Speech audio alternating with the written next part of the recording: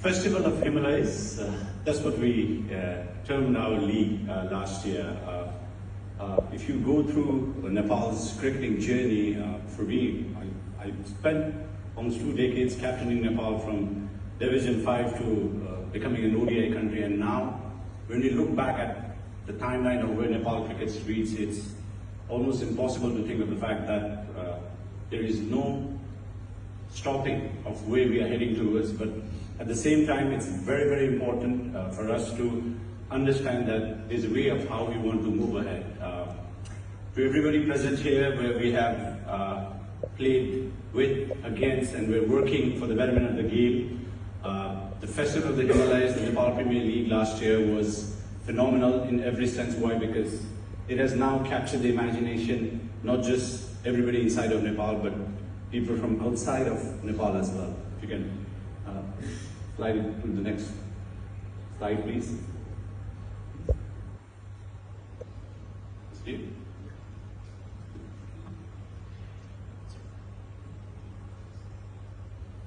So, I mean, our cricketing history says that we played 2 World Cups now. We played the Asia Cup. Obviously, our women's under-19 team recently playing the World Cup. Even in the Asia Cup, we managed to beat Pakistan. And of course, last year, in 2024, we lost by 1 run to South Africa. And the 8,000 Nepalese at the Dallas Cricket Stadium showed what Nepal cricket and what its strengths are all about. The NPL last year, I think we put in a lot of effort. We had 8 franchises with all of our local investors investing into the game. Our country was divided into 7 provinces almost 10, 12, 15 years ago. But the value of those provinces being divided finally made sense when Karnali fan was now fighting against somebody from the east to the west, against Sudar Paschim or the Janakpur Royals, where the franchise names representing all of the 7+1, one more team, meant that the country was now actually finding its recognition through a tournament where we captured the imagination of everybody within Nepal. We had some of the biggest stars that are there available to come and play. Shikhar Dhawan, who just retired from the IPL last year, came in. Jimmy Neesham, who's played franchise cricket all over the world, finally won his first ever T20 championship, and that was in Nepal. And there was a story where I spoke to Jimmy. He said maybe that will happen at the base of the Himalayas, where where Nepal is renowned for its mountains, but now Nepal is also making its mark through cricket. We had Mr. Brian Charles Lara, who was there. I think he made a huge impact. One of the biggest strengths that Nepal cricket managed to raise through the NPL was the involvement of local investors, the government. We had almost all of our former prime ministers, ministers, and everybody coming to the cricket grounds. We had some of the most passionate cricket fans in the world. But even for them, we've always had people follow Nepal cricket with the Nepal flag, but now all of a sudden they had the franchise flag that they were, raising and creating an identity for themselves. Cricket's overall growth is where Nepal is trying to make an impact. The Nepal Premier League last year, the trophy that you see has the rock on top of it, which was brought from the base of the Everest. One of the messages that we wanted to send the world was, if global warming is an issue, we want to make sure that because Mount Everest is in Nepal, we also wanted to tell everybody that that trophy is going to be unique, and also be sending a message that global warming is here and we need to protect our environment. The biggest aspect where we partnered up with some of the biggest game makers, game changers in the cricketing world. We had Dream 11, we had Star Sports as our global platform, and most importantly, what we had was a tournament budget that it took a lot of effort for our generation from Division 5 to climb up the ladder to reach ODI status, and all of us know once you become an ODI status is where there's money, there's a lot of governance that takes place. But with the NPL last year, we actually now have come to a stage where we're raising more money than what the ICC gives us. So, and it's only growing forward. Why? Because the kind of anticipation that we have seen, the kind of growth that we have seen, the kind of digital presence that was there for this tournament was phenomenal. looking forward to the days ahead. I genuinely feel that if we manage to put all of these things across together and keep growing on what we have, Nepal cricket is building its own story. We've been with Bangladesh back in '98. Nepal and Bangladesh used to be together. We played against Afghanistan for a very long time. Now Afghanistan's gone into another dimension. What next for Nepal would probably mean that we now want to envision ourselves as becoming a test playing country. How that is going to happen? We have the fans, we have the support of the government.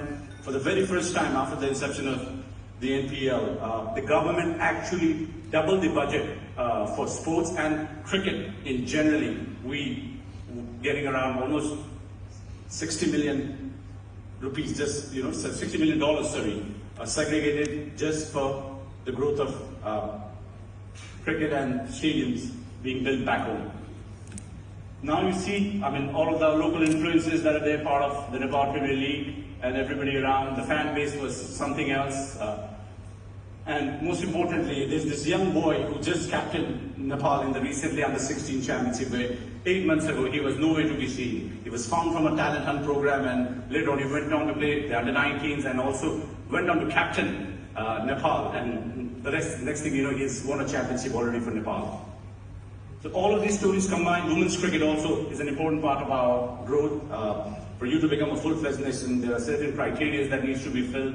Women's cricket is something that we have prioritized from this year. There's a lot of engagement. We have recently qualified for our first ever global qualifiers, and I just feel there's no looking back from here for women's cricket as well.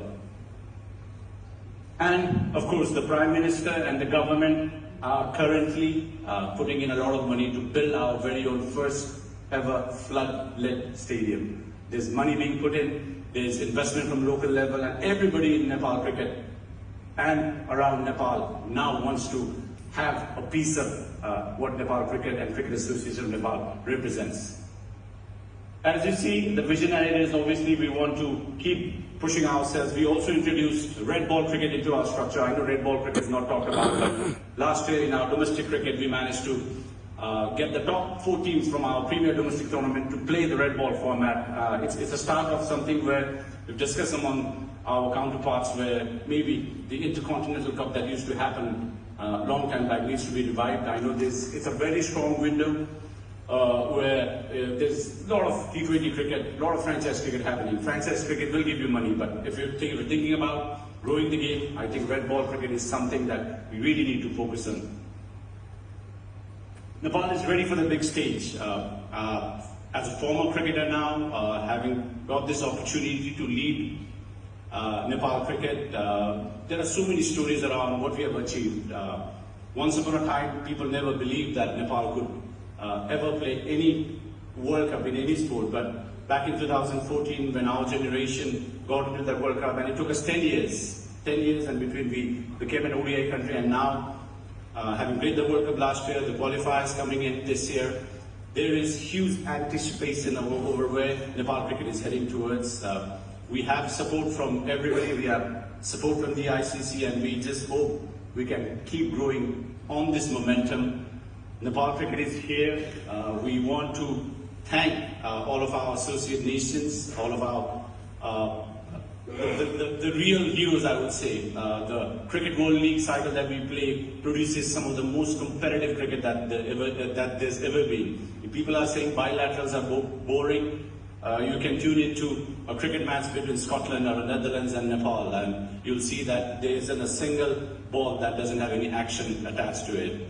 Nepal cricket, with the ICC and everyone's support, we hope to keep growing. It's an impact that a tournament last year made, which has now made our cricket and our financial system very robust, very concrete, and I hope we can keep building on this. And to the ICC, we are just waiting to have some of the bigger teams come over to Nepal. We're playing the West Indies this September, our first ever series against a test playing country. Very, very grateful to the West Indies Cricket Board, and like I said, the more cricketing nations around us with some of the most passionate cricket fans and the backing of everybody back home in Nepal, hopefully Nepal cricket in the near future will become a test playing nation or a full member is what we strive towards and working towards. Very, very grateful to everybody out here, and I would like to end it now, and if there are any more questions or any questions that needs to be answered, I'd be more than welcome. Thank you. Thank you, everyone.